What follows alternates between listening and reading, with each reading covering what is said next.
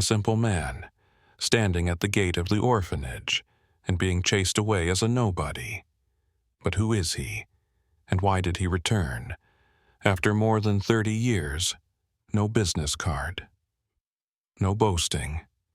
Just a check, a promise, and a memory that will never be forgotten. The Uninvited Guest, a story of silent kindness and wordless repentance. There are people who, by simply appearing, are enough to change a generation. A gloomy morning. It wasn't raining, but the air was heavy as if something was about to happen. Outside, the orphanage called Hope Garden. The old iron gate was tightly closed, rust creeping in through every crack, like the long history of this place. A strange man stood silently on the side of the road, his hands deep in the pockets of his faded gray coat. He didn't carry a bag, no name tag, no introduction, just standing there, observing, looking inside the gate. His face was calm. His eyes seemed to be searching for something that couldn't be named. The bell from the gate rang once, lingering. No one answered. No one came to open it. Inside the yard, a few children were playing, hesitantly stopping. A short-haired girl held her younger brother's hand, looking out towards the gate. "There's a stranger." A whisper echoed through the space filled with fallen leaves. A door from the side of the yard opened. A man, around 50, with a pot belly, wearing a faded security guard uniform, stepped out, holding a paper cup of coffee. He frowned and looked towards the gate bell. Then he walked over. "Who are you looking for?" His voice was hoarse, unable to hide his annoyance at being disturbed. The man standing in front of the gate tilted his head slightly to greet. He didn't speak right away. He just looked at the children in the yard, smiled lightly, then turned back and replied, "I want to visit the children. That's it. No more rambling. No further explanation." The guard raised his eyebrows. A tense silence fell between the two. "Sorry. We don't accept strangers here, especially people dressed like this."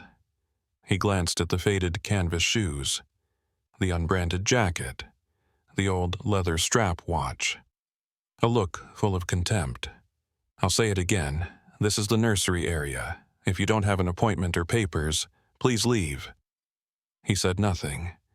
No reaction. Just looked straight into the guard's eyes. A look that wasn't angry, no pleading, just silence, to the point that it made the guard confused. A gate opened slightly. The little girl was still standing there, her hand tightly holding the small rope hanging from the door. Her eyes were big and round, hesitant. The strange man bowed his head and said softly to her, "Do you like purple?" The little girl was surprised. I don't know why he asked that. He smiled from his pocket. He took out a small lavender hair clip, placed it lightly on his palm, and held it up.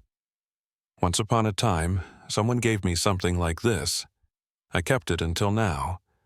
Before the girl could react, the door was pulled back. The guard snapped, "Don't talk to strangers. Come in." Then he turned to him. "Go away. This is not a place for nostalgia." The gate slammed shut, decisively. The man took a step back. The wind blew gently through his shoulder, a cold wind, carrying the smell of damp earth and old moss from the camp yard. He didn't turn away immediately. He just stood there, for a few more seconds, quietly, looking through the iron cracks, inside, the place that used to be his childhood, the place that used to be his home. Now, it was a closed door to the very person who used to belong to it. He turned and walked away, not quickly, not heavily, just like a guest who had just had a small wish denied. But behind him, the little girl's eyes were still looking out, through the crack of the door. Her hand tightly gripped the purple hairpin. No one said anything more. Just a quiet morning. And a gate that had never been opened. After being turned away at the gate, James did not go far. He walked around the camp fence, his eyes following every corner of the yard, every roof.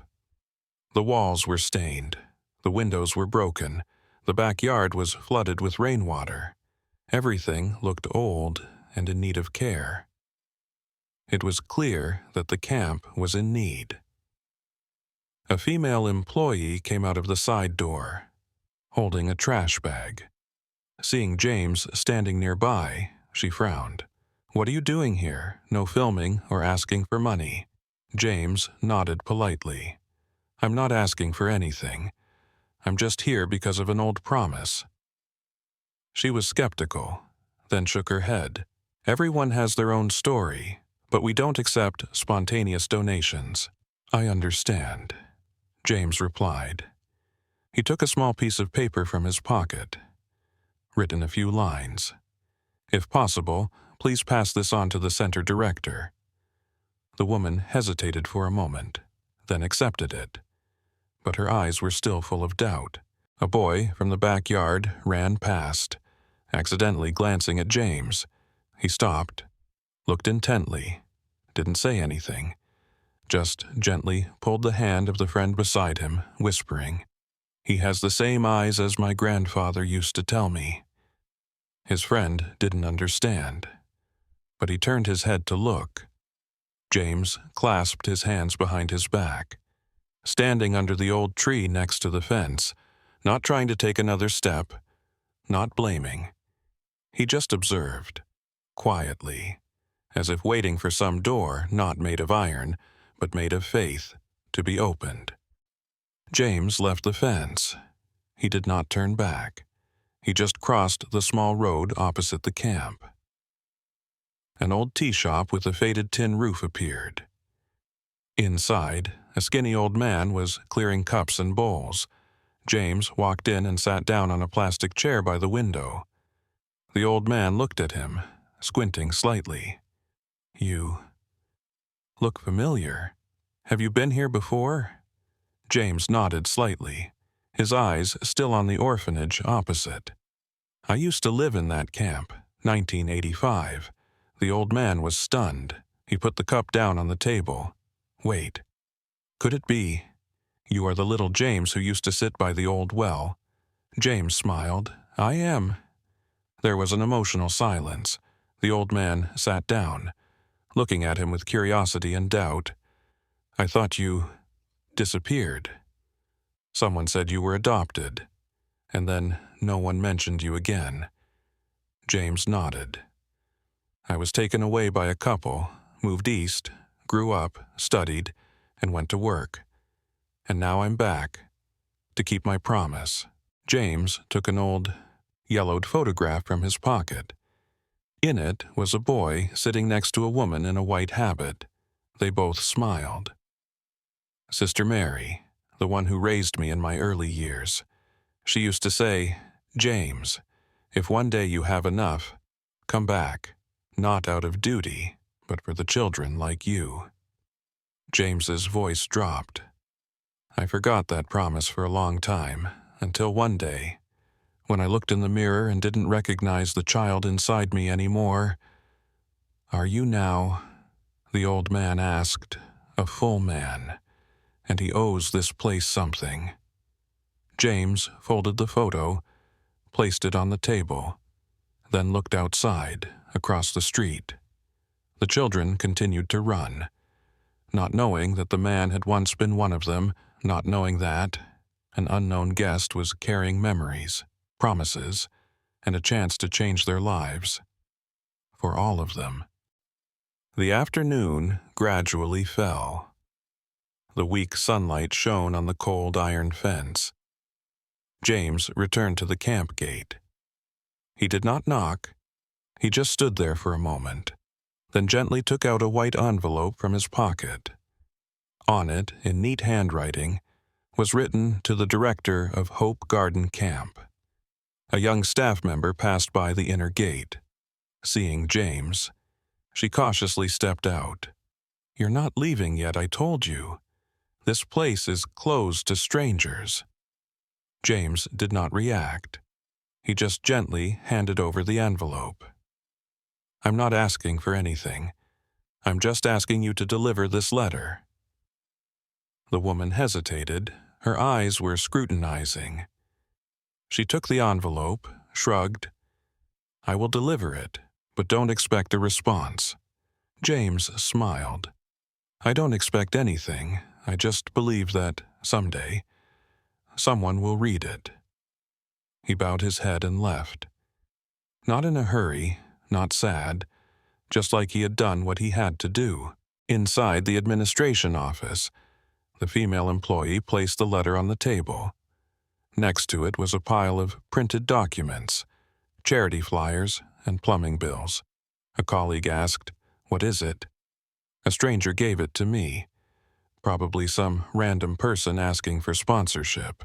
Who still writes letters these days? Both chuckled.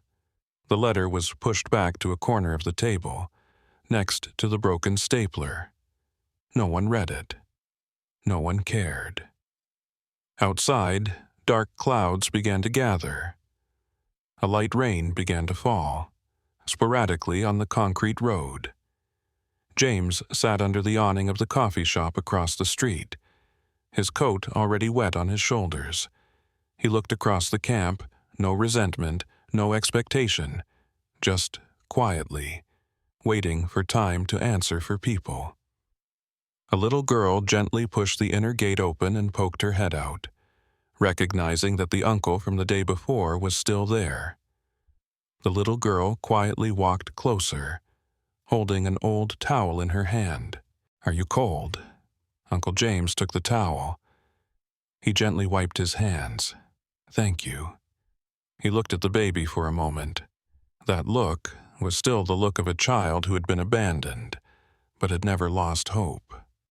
Late afternoon, the rain had stopped. The letter was finally delivered to the director, Mrs. Helen, a woman in her 60s, with neatly tied silver hair and a stern gaze. Opened the envelope and read with a frown. No business card, no address, just a few short lines. "I am a former orphan of Hope Garden. Hope to meet you just once."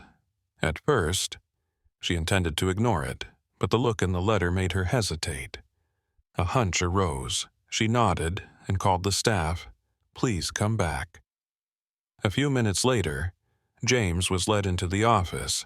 The room was old. The wooden table was peeling paint. A few children's pictures were hanging crookedly. Mrs. Helen did not shake hands.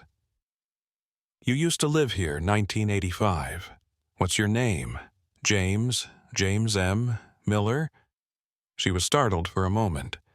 That name had been in the old sealed file.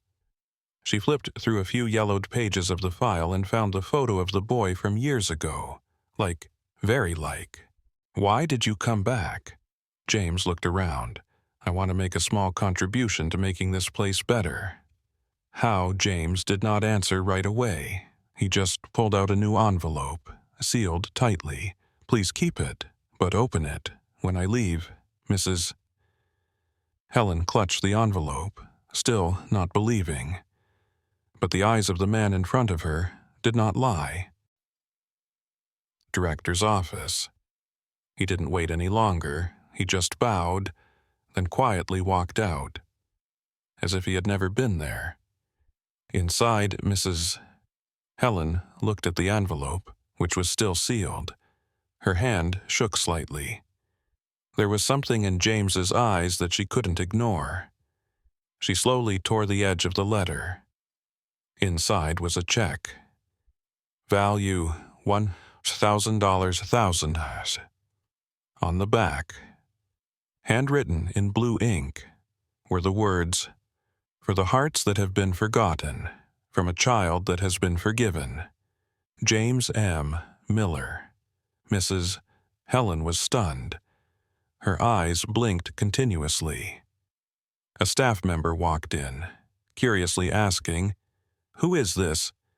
She didn't answer right away, just showed her the check. The whole room fell silent. Chairman Miller, the one who was chased away by the guard this morning. Another person exclaimed, "Is it really him?" Our victory group.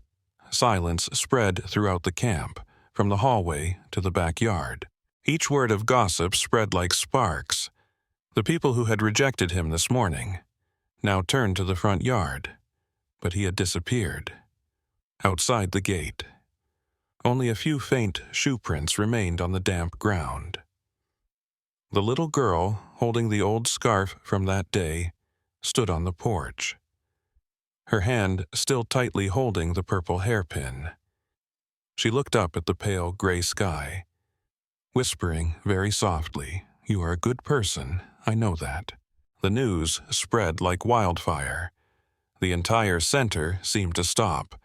No one could believe it. The simple man who was fired yesterday morning was James M. Miller, president of our Victory Corporation. Director. Helen sat in a daze. The check was in front of her, but her heart was heavy. Not because of the money, but because of James's eyes, the eyes of a child from long ago, which they had not recognized. An urgent meeting was called. All the staff were present. Mrs. Helen placed the check on the table. We were wrong. No one dared to raise their heads. A young employee mumbled, "I was the one who received the letter, but I didn't believe it. I even laughed." The atmosphere was heavy. No one blamed each other. There was only the silence of repentance. Out in the yard, the children were still playing. They didn't understand what was going on, only vaguely heard, "The gray-shirted uncle gave a big gift." The little girl with the purple hair clip looked up at the trees. She whispered, "Will you come back?" The next morning, the atmosphere in the orphanage was different. There was no more arguing over the lack of funds, nor the sighs when checking the food stock. Mrs. Helen entered the office, holding a new file. "I want to establish a scholarship fund in the name of James M. Miller." Everyone was stunned. A fund for children who have big dreams, but have been looked down upon. Someone spoke up. "We should write a letter of apology to him." "No. We should find him. Face to face, Mrs. Helen nodded. "I will go, at the same time." The other staff members sprang into action. Some mended the broken sign, some cleaned the old photos hanging in the hallway. A group led the children to plant flowers around the yard, all silently, without needing orders. Because everyone knows in their hearts they are correcting their mistakes. The young employee, who had held the first letter, sat down to write. A handwritten letter. Writing each word carefully. "Dear Mr. James, we apologize for not recognizing the person with the biggest heart. Who is the one dressed most simply? The little girl with the purple hair clip ran over. Miss, can I draw a butterfly in the letter? Why do you want to draw a butterfly? Because he is like a butterfly. Quietly comes and flies away, but leaves behind the most beautiful thing." A week passed. The handwritten letter was sent by post, accompanied by a child's drawing of a purple butterfly flying over the old roof at the headquarters of our Victory Corporation. James sat in his high-rise office, surrounded by billion-dollar contracts. He flipped the letter open, reading each line slowly. His voice whispered, "Finally." They opened the door. He held the little girl's drawing. The butterfly's wings swayed, but the purple color was still clear, the color of memory. The letter was brief. No excuses, no pleas, just, "If one day you want to come back, this gate will always be open." James smiled. No immediate reply, just looked up through the large glass window. The city was still bustling, but somewhere in his mind, the image of the old roof, the concrete yard wet with rain, and the eyes of the little girl with the old scarf were still clear. He took out a bus ticket, no limousine, no private car, just a ride like everyone else, like the old days, on the way. He didn't say anything to the driver, just sat silently, holding the purple hair clip. This return trip wasn't to be thanked.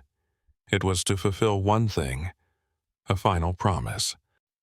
That afternoon, the Hope Garden orphanage welcomed a visitor. No one shouted, no red carpet, only the gate was already open. James walked through the old courtyard.